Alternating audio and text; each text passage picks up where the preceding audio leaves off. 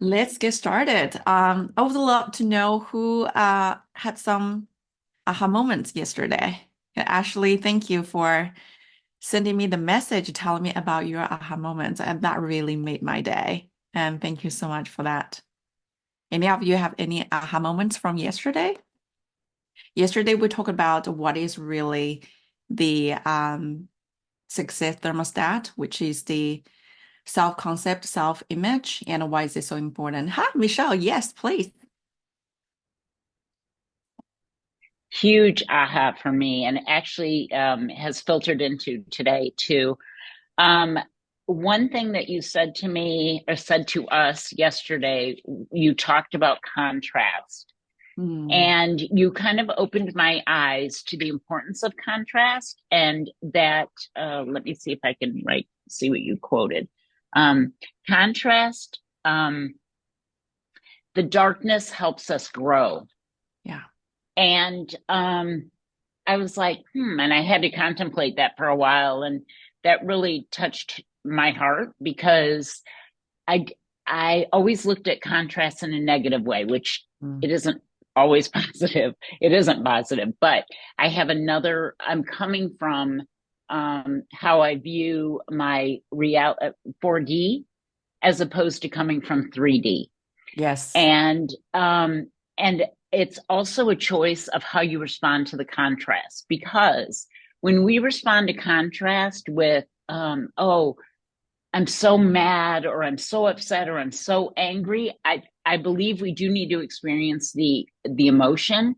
But what was really neat is I also listened to contrast with Kathleen too, and that helped me to understand that when you respond to contrast, um, if you respond negatively, the universe will always respond with yes. Yes. So if you respond with anger, and I'm so angry, yes. So more and more of that anger will come. So what was really neat, what I loved about that is, do we oppose or compose? So it's Mhm. how are you coming at that? Are you opposing it, or are you composed? And for example, I see that I have $1,000 bill that came in, and I thank you, universe, because I know you're going to provide the thousand, and you know what? Maybe another $1,000.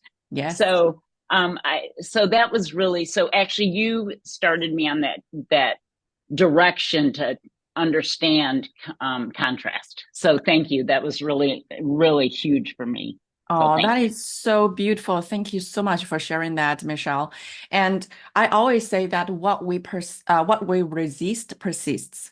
So if we resist something, don't want it. We don't want it. We don't want feel this way. We don't want, have the bills. We want more of finance. Yes, we want more, but we don't want this. We don't want that. But when we are in that vibration, then the universe said, yes, you want more of that feeling. I'll give you more. I'll give you more bills to pay.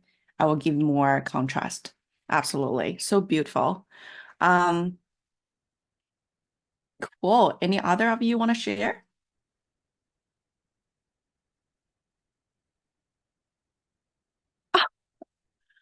Um, I got a 700 euro unexpected bill this week, and I just sat down, calmed down, and I said to myself, I will get 3,500 pounds back for paying the 700 pounds. Oh, love that, Marilis.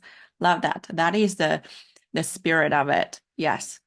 Um, I believe that sometimes the contrast seems so heavy, feels so heavy, seems so big in the current moment. But there is always a reason for that. Always a reason for that. For example, even when I was going through the darkest moment of my life, 15 years ago, I couldn't see the light. I couldn't see why the universe want to do this to me. Or at that time, actually, universe was even not in my vocabulary. I was like, why the hell that happened to me? And I couldn't figure it out. But now, standing where I am at and looking back, and I was like, okay, it makes sense actually. If it were not those moments, I wouldn't have the spiritual awakening. I wouldn't get into this self-discovery material. I wouldn't be here with you all. And it all makes sense right now. Yes, compose, not oppose. Absolutely. Can't wait to hear when you get the 3,500 back. Yeah, me too. So good. Thank you so much for sharing that, Marlies. Okay, so yes, yes, please, please keep us updated. That is so good. And so today we're gonna talk about our current self-concept because yesterday we understand, okay, so if raise our self-concept is the way to raise the level of our success, and then it is only logical that we want to raise our self-concept. When I say raise, it doesn't mean that we have to put ourselves down for it because there is a reason why we are having our self-concept right now, the current self-concept, the current script. And we're going to talk about that today. And whatever the self-concept that we have right now, if that is not empowering us, they are not real. They're illusions. We just need to see what they are. And whatever that is empowering us, that is a real thing. So today's work is deep work, like require us to go within really, really deep and really honestly about who we think we are, how we see ourselves. And then when we understand the current situation, when we have our current awareness around who we think we are right now, we can change from there. Because without awareness, we cannot change anything. Recently, I think I shared with some of the millionaire students in another call that I had a huge, huge awareness around my self-concept. I didn't see that in the past. I thought I already saw most of it after being through all of those horrible contrasts, not horrible, contrasts. I thought that, I love myself. There's no problem. I don't say mean things about myself. Yes, I didn't say mean things about myself in one area, and then I realized I was saying mean things about myself and in another area. And so that is why this work is so, so life-changing. And also it's a marathon, it's not a sprint. We are gonna do this for the rest of our life. And our awareness is gonna just expand, expand, expand, and we're gonna know ourselves more and more every single day and tap into that beautiful, beautiful source energy and then to grow from there. So when I say that majority of our self-concept is not true, it's because 85% of the time, it's not only us here, it's based on the research. 85% of the time about our thoughts, they are negative thoughts. And a lot of them are the thoughts about us. So that's why I said they are not true. So for example, I used to think that I was fat, I was ugly for over 30 something years, 35 years almost. I thought I was ugly. And for over 28 years, I thought I was fat. And I thought I was unworthy of love because of that. So yesterday I shared that when I was in my mid-20s, I had to force myself to measure myself every single day to make sure that I fit into that, the shape perfect body. And I forced myself to be on rigid diet. I literally just starved myself to lose weight in order to fit in order to want to feel worthy of love. But it is not true. I am worthy of love no matter what. Even that when I met my husband, he is so lovely and he is so loving and supportive. And he really doesn't care about what I look. He doesn't, because he doesn't even tell whether I wear makeup or not. And he really just gave me unconditional love. And that was the first time I felt unconditional love. since when I remember.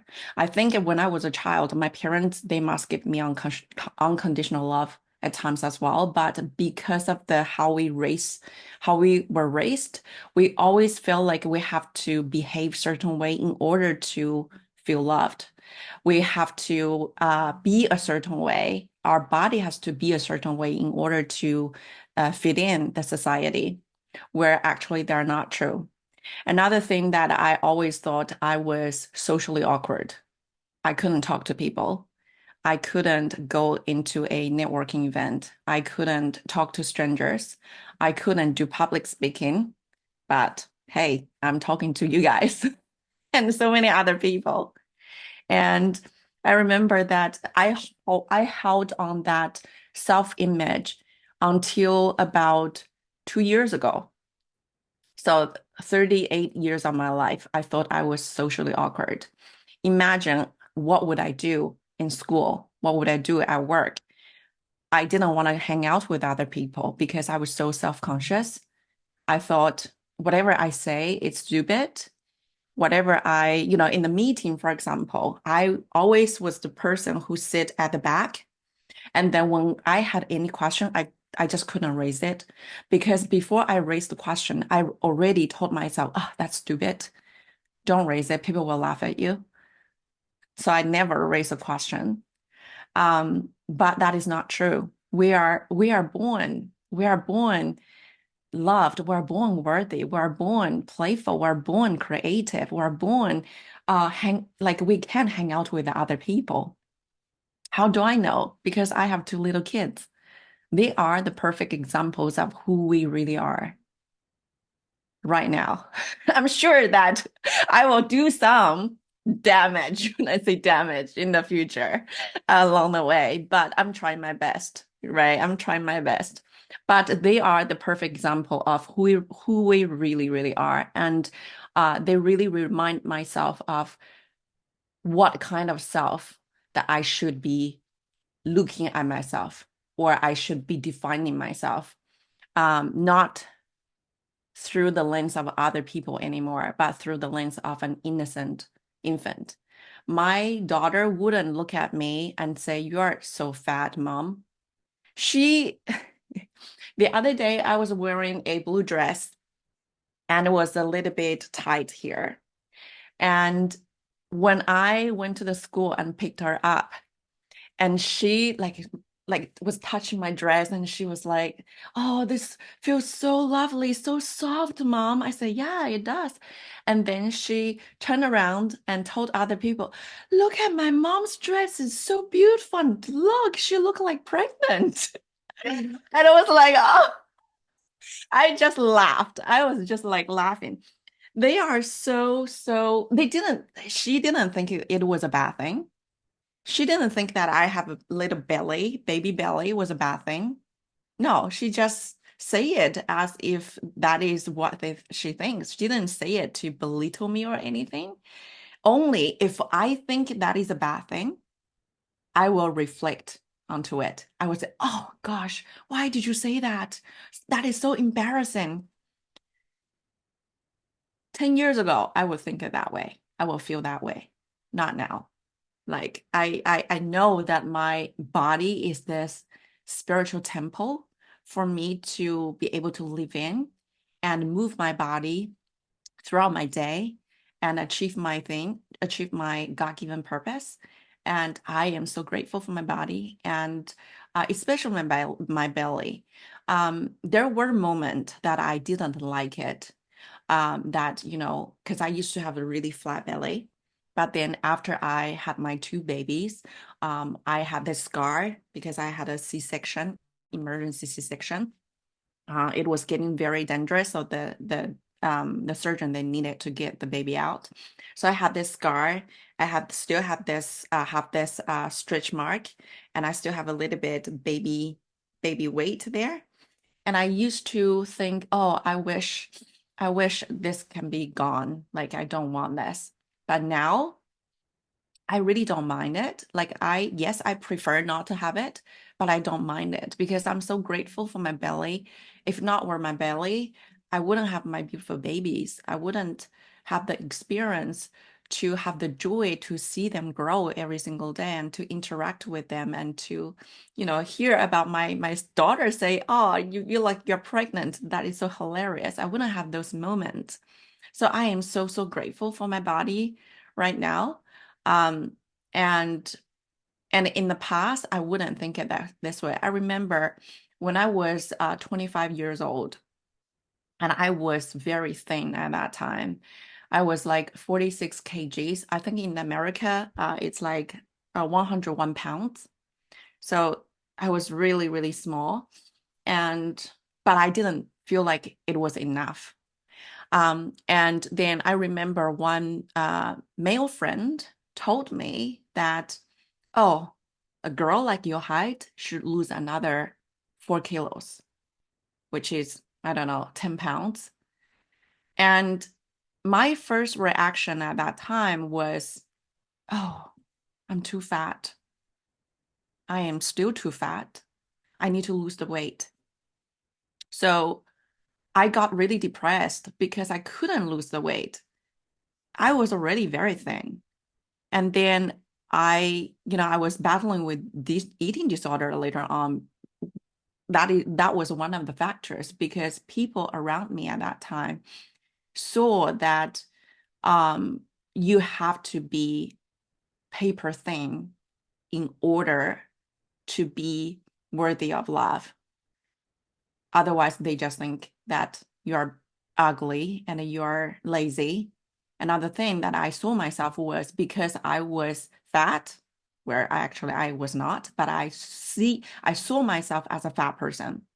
And I saw myself as a lazy person as well, because in my belief at that time, being fat means being lazy. But that is not true. I know there are so many, so many amazing people. They are in a traditional standard called fat, but they are not lazy at all. They are like some of the most dedicated people in the world, like Oprah Winfrey, for example, right? Um, so it's really illusion that we held about ourselves. And another one, probably you guys will laugh, because it's very, very different. If any of you on the Facebook, if you're Asian people, I used to think Asian people, me, meaning me, was less worthy than white color people. Isn't that crazy? Because when I was a child, I was raised up in a town, in a city. So it was actually a mega city. We have a lot of people there. Like I think the last time I remember was 30 million people in that city. But it was very, very poor when I grew up. And there was this Holiday Inn, the hotel Holiday Inn. And I remember that as a kid, I would go with my neighbors or my neighbor kids. We would go to the Holiday Inn outside of it. You cannot go inside of it. Outside of it, and we saw white people, you guys, essentially, in the Holiday Inn, and we were like, oh my God, look at them. They're living a wonderful life there. The lights, the Christmas trees, the presents under the Christmas trees. Oh, wow. I wish I could be like them. And people who were working in that Holiday Inn, even it was, people were just at the door, they felt they were something different. They felt the energy that was how they saw themselves. They saw themselves as a person who was uh, more than the people, the kids outside of the Holiday Inn. So they had this, they were radiating this proud energy, like, oh, look at me, I'm working here. And it is so important here. Like I am so important. So from a very young age, like 5 or 6, I had this belief planted in me that I am not as good as that color people.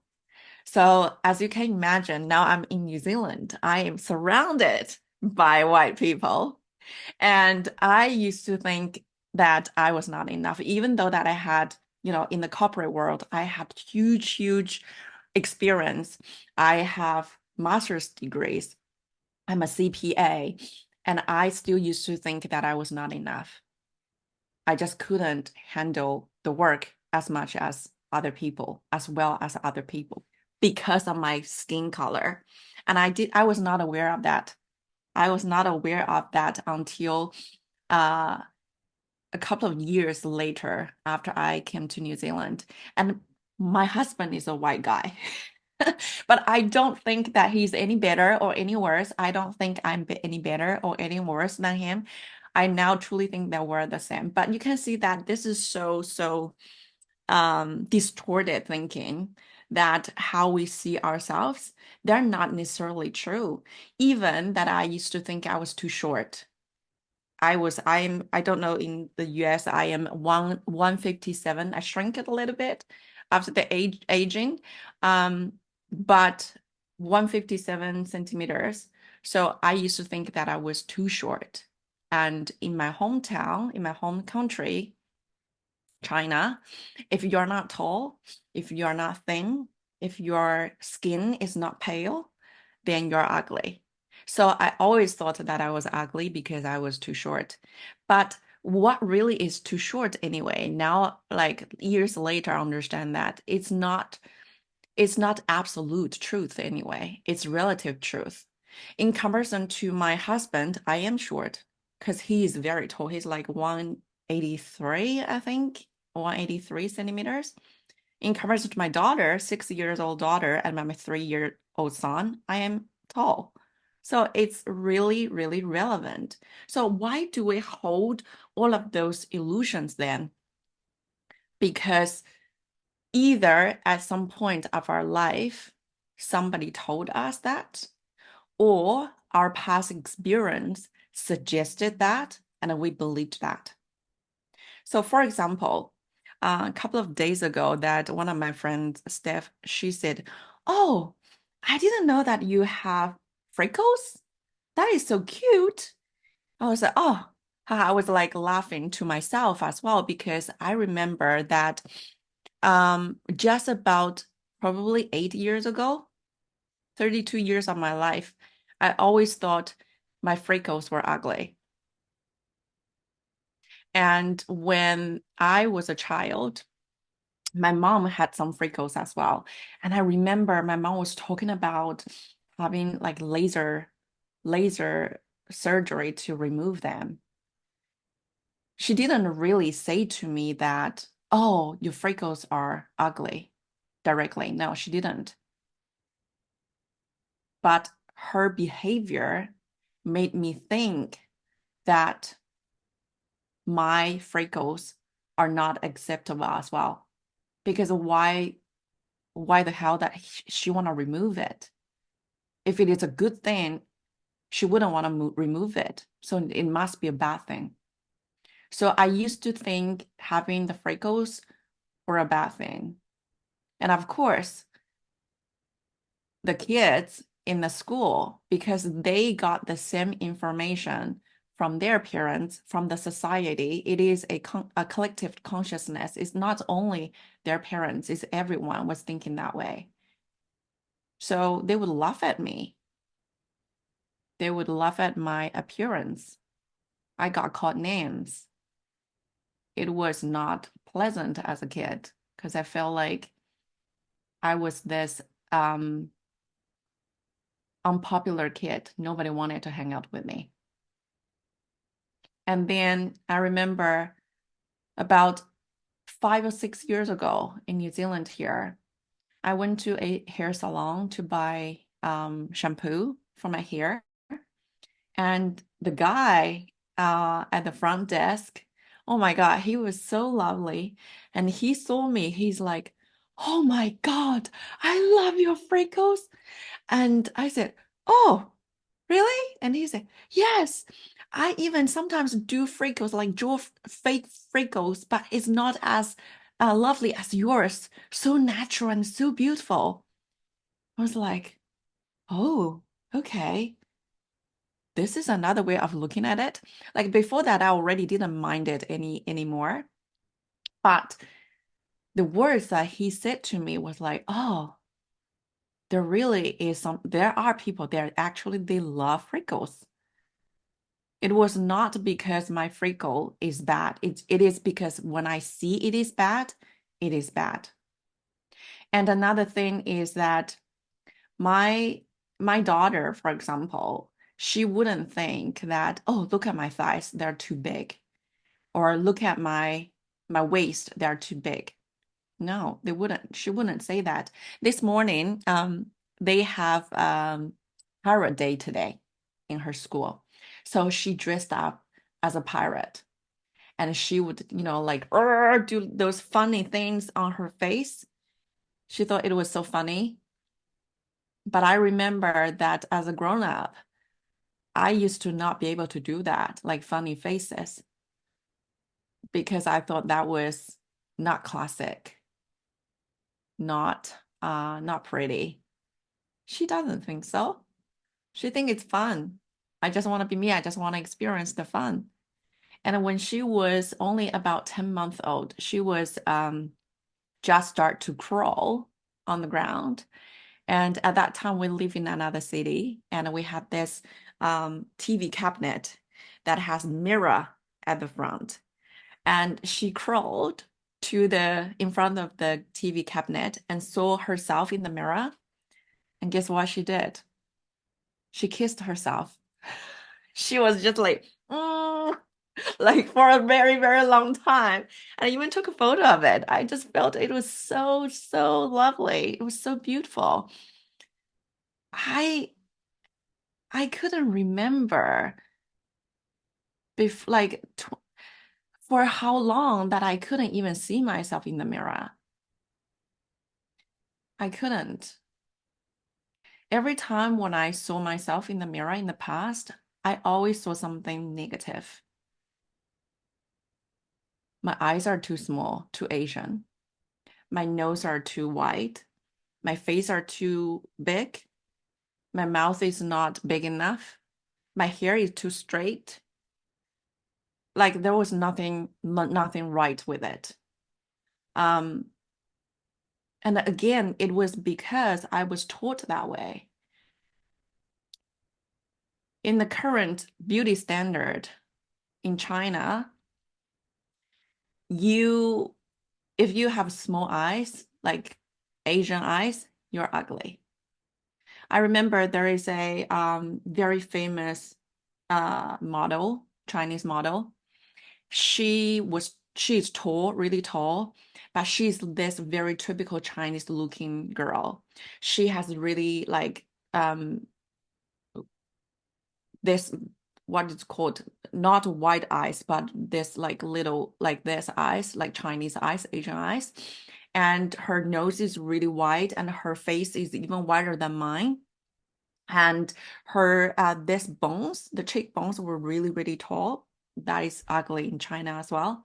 So she really wanted to be a model because she was tall and she had good figures and that was her passion. And she went to numerous Chinese model agencies at that time. Nobody wanted her.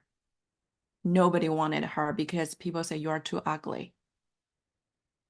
No matter how talented she was, people just didn't want her. And then she was telling a story later when she was successful. So she was really discouraged.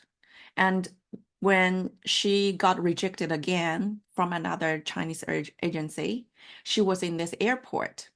And then there was this French guy coming over to her and look at her, just like, oh my God, you are so beautiful. Actually, I'm working for model agency. Do you want to work with us? And she's like, heck yes. So they flew her to France, trained her, and became a world famous model, a Chinese model. And then she was telling the story on a stage when she won some sort of awards. And she said, you are beautiful just as who you are. Don't let other people tell you otherwise. And there are so many things that we've been handed over by our parents, by our teachers, our siblings, our peers, the celebrities, the society, what is true about us, but a lot of them, they're not true. Who said that I have to have big eyes in order to feel that I am beautiful? No.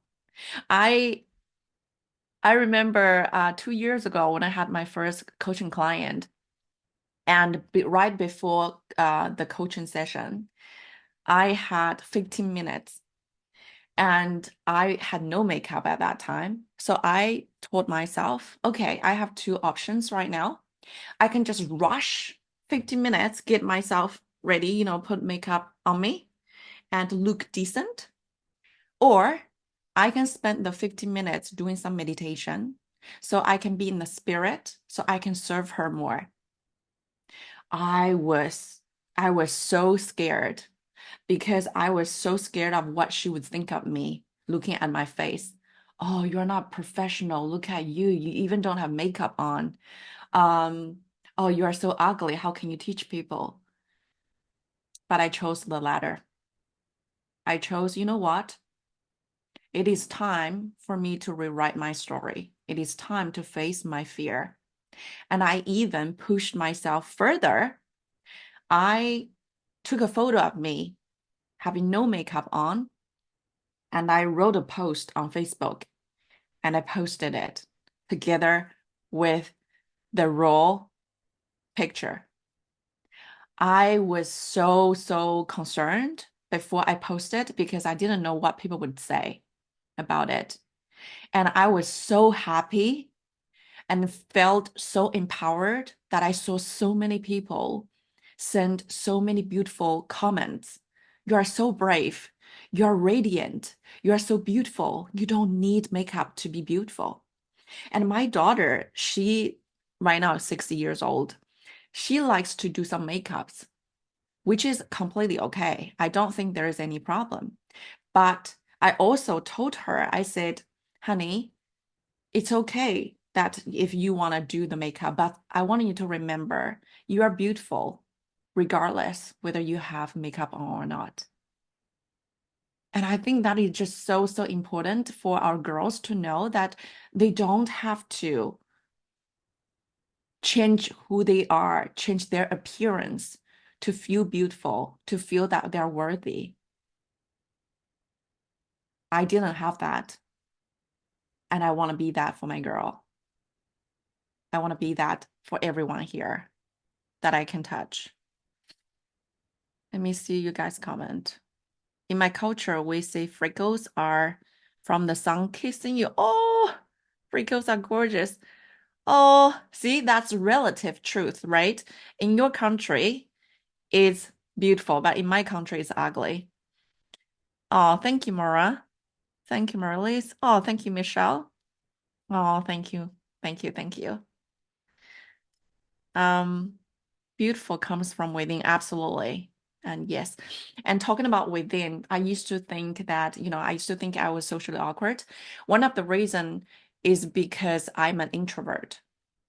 I am an introvert. And I remember when I was a kid, I was in a room with another kid, and I think it was my cousin, and then with my auntie-in-law. And I remember my mom and my auntie-in-law were talking about, my cousin. And then something along the line is like, oh, he's just like an introvert, like too introvert, too shy. And as a kid, I didn't really understand what that mean, like introvert and shy. I didn't really understand what those words mean. But from their tone, I got this gesture that it was not a good thing. And then the society at that time was really promoting people who were extrovert. Look at him, especially a boy. Look at him, so outgoing, so confident. Like they associated outgoing and extrovert with confidence. So being an introvert, I always thought I was not confident. I always thought I was shy. I always thought that I couldn't talk to people, I couldn't fit in. And only after years of healing and also studying of different materials, I understand actually introvert just means that I get my energy, recharge my energy by being alone. That's it. It's not good or bad. It's just that I recharge my energy being alone versus extrovert, they recharge their energy with people around them. That's the difference. And why the hell that I think that is better. And being solitude, being with myself is worse. Actually, for me, being an introvert really helped me heal. The reason was because when I was in the contrast, the huge contrast 15 years ago, um, the universe knew that I needed time to heal, just to be with myself. So the universe uh, got my two best friends who were living with me at that time, got one overseas, another one in another city. So I was kind of like forced to be alone just with myself. Imagine what that would be at that time. I was just, entering this spirituality realm. I even didn't know that was spirituality. I was just like reading the books and trying to do the thing. And then all of a sudden, I was just with myself, with my thoughts, with my feelings. And I had eating disorder at that time, binge eating and bulimia as well. And one of the common traits of people who have eating disorder is that we tend to use food to numb our feelings. So I, at that time, couldn't sit with my feelings. Every time when I felt any negative feelings, especially sadness, loneliness, and anxiety, I would just immediately turn to food. There was like no time for me to feel that. So I immediately just, went to the pantry or the fridge, just grab whatever I could reach and just throw it in my mouth and eventually vomit it out. And I felt worse, so much worse than before I ate all of those food. And then because I was so sick, like I was so full, I couldn't eat anymore. And then I felt so depressed. I was crying every single day almost. So it was a huge thing to just be with my feelings at that time. Nobody was there for like with me. My friends, they were there for me, but again, I didn't really tell them because I felt so guilty. I felt so ashamed. I didn't know at that time that I had the eating disorder. I only knew it years after I healed. So I just thought there was like something horribly wrong with me. Why the heck that I can't even control myself over food? Like there was nobody that I knew at that time was doing it except for me. So I felt broken. I felt ashamed. I felt guilty. I didn't want let anybody know. And then most of the time when I was engaging with food at that time, I made sure nobody saw me. I made sure nobody saw me when I was vomiting in the toilet. And I remember that when I was working for the corporate at that time, and I had to, in the middle of my vomiting, I had to like stop because I heard somebody came into the bathroom. I had to like stop myself, hold it, and then resume it after that person left. It was just insane. And but the universe really gave me this opportunity to be alone with myself, with my thoughts, especially my feelings. And if were not those moments of being alone with myself, I wouldn't heal. I wouldn't found my strength, which is the power within. After those contrasts, I not only realized from the intellectual mind, I really felt in my body, I experienced how powerful I was. And I experienced how powerful that my awareness was, because my thoughts and my feelings were not me. And I knew that from the book, Conversation with God, and also Eckhart Tolle's book, The New Earth. And I separated myself from my thoughts, from my feelings, so that I could see them from a distance. And then I can respond to them rather than react to them. It was all done when I was alone. If I were not alone, if I was still with my friends, I wouldn't do it. Another reason I love them, but they also had this limiting belief of they had to be thin in order to fit in. So we were kind of like feeding into each other's energy at that time. And when I saw them doing like sit-ups in the lounge when we were watching TV, and I was like, oh man, I should do that too. Maybe I should go to gym. Maybe I should just go for a run. So we were like feeding into each other at that time, the limiting beliefs. And because I was alone, because they were not there, of course I missed them, and I miss them so much even till this day. But if I still had that environment within, like around me, I wouldn't see things a different way. I wouldn't see myself a different way. I wouldn't see myself as this divine person, divine energy, and as this perfect woman who is just perfect no matter what size she was. I wouldn't see it. I would see it through their lens of who I was, or who women should be.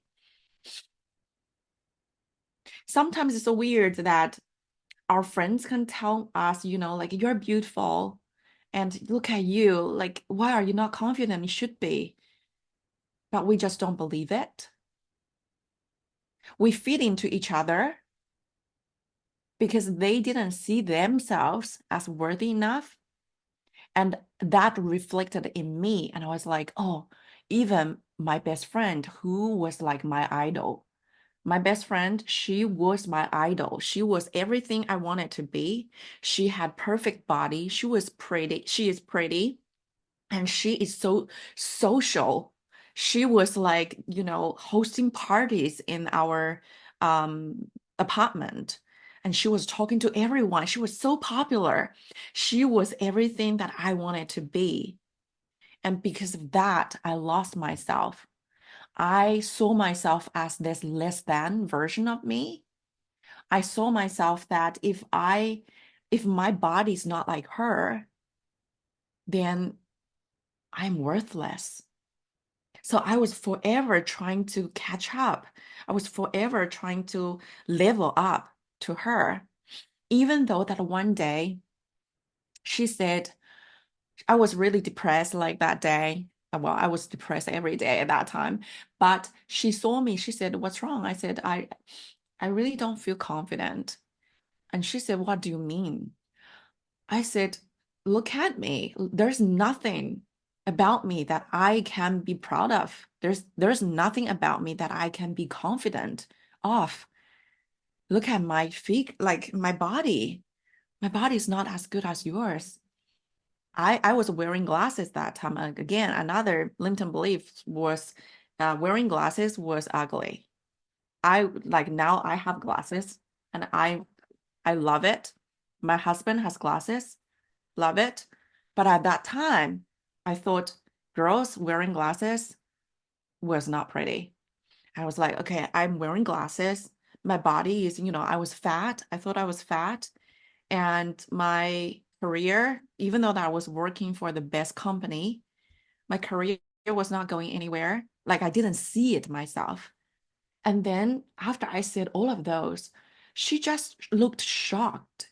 She looked at me and she said, what on earth are you talking about? You have great body. You are pretty. You are beautiful. And look at the company that you're working for. It's one of the top companies in the world. You are smart. Like, how come that you are not confident? It was because I didn't see it myself. I always saw the broken part of me at that time, but no more. But not until I believed it myself, no matter how much my friends told me, my boyfriends told me, my employer told me how valuable you are for this company. I just didn't see it. I couldn't believe it. I couldn't feel it. When I couldn't feel it, what could I feel? I felt less than. I felt not worthy. I felt I have to do more. I have to be more. I have to constantly hustling, constantly learning new stuff, have another certificate, have another training, have another diet in order to level up. And that was not from my original self. That was not from the baby Sarah. Baby Sarah is like my daughter who thinks she's beautiful, who thinks she's wonderful, who thinks she's perfect in the world. But down the line in our life, we were suggested that way, a different way, and we believe in that. And now it is time for us to change it. But in order for us to change it, we need to know it. Another thing that I used to believe about me was if I say no to people, I am a rude person. So I was a yes person. No matter what other people say, I would just say yes because I thought that was the kind way. If I say no, then I was being not respectful. My friends would reject me. They wouldn't want to hang out with me anymore. So I was saying yes to everyone. I was changing my personalities to please everyone. And then eventually I lost myself. I just even didn't know who I was.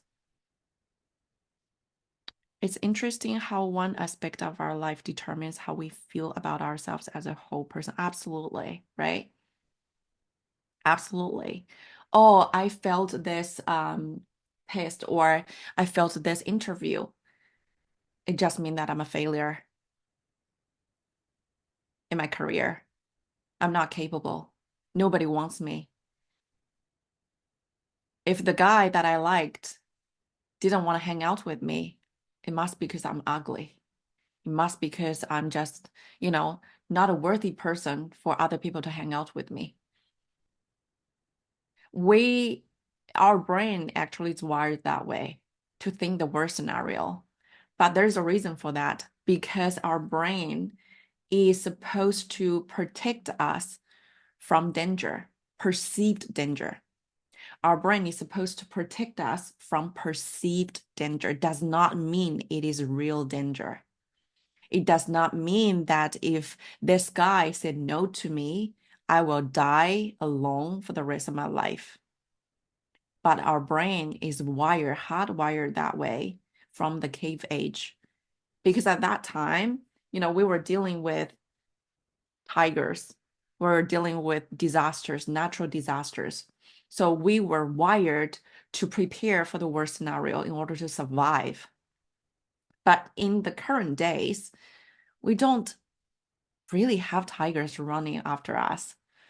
We don't need to be scared of most of the natural disasters because we have house and we have safety measures in our city to protect us.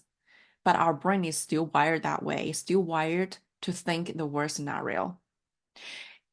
When I had the eating disorder, when I was obsessed with food, one of the voice in my head at that time was, if you don't eat it now, you are never going to eat it. So you may as well take the chance now, eat as much as you can, because you can't get it tomorrow. But I have food just in my fridge. I can just go to the supermarket and to get the food. I can just go to the restaurant to get the food. I can just go to takeaways to get the food. But my mind was wired saying that, oh, because you are starving yourself. So if you don't eat it now, you will never eat it. you will never eat any food. And so at that time, I was just like, when there was any chance, I was just feeding myself, stuff myself till I was so uncomfortable, so physically sick. But my brain was telling me that, watch out, there is a starvation here. Like, you can't get food. And that's how our brain is wired. Um, Another thing was that very often that we think as a grown-ups, how many of you think that you're not creative anymore? How many of you think you're creative or think that you are very creative? Marlies, yeah. So I used to think it that way, Marlies, as well. I think I'm not creative. Um, I even don't know why. I don't know why I thought it that way. Um, I remember when I was a kid, I was very creative. I loved drawing. I loved art. And I would draw a panda and then show my dad. And I would draw a beautiful lady from a comic book. It was gorgeous. Like, I'm very impressed by myself back then that, oh my God, at such a young age, or I was able to do that. And then at some stage, I just stopped it. I stopped drawing. I stopped painting altogether. I think one of the reasons was because there was this belief that you just need to like study things that is practical so that in the future you can find a job. Drawing does not give you any income. That was what I was told at that time. So I stopped it altogether. And because of the maybe lack of practice, and I never thought myself was a creative person. And even after I got into the entrepreneurship, there were so many ideas came to me, but I didn't really consider that was creative until I would say recently, probably 1 or 2 years ago. I started to see myself as a creative person because I was like, why the hell do I think I'm not creative? What is that gonna do for me? Nothing. It's gonna like it's not empowering me. It's gonna drag me down. I don't want to do that. And look at my daughter, look at my son. I think they are really the biggest inspiration of me because they really show me who I really am. And they are so creative. My daughter, she made the sword for the pirate thing, the pirate theme today. And she was like putting it in her belt and then walking like a parrot. She's so phenomenal. And I remember I used to be like that. I used to be creative, and I believe all of us are creative if we believe that. When we believe it, we allow us to be open, to connect to that source again, and then we will be creative again. Any questions from you guys?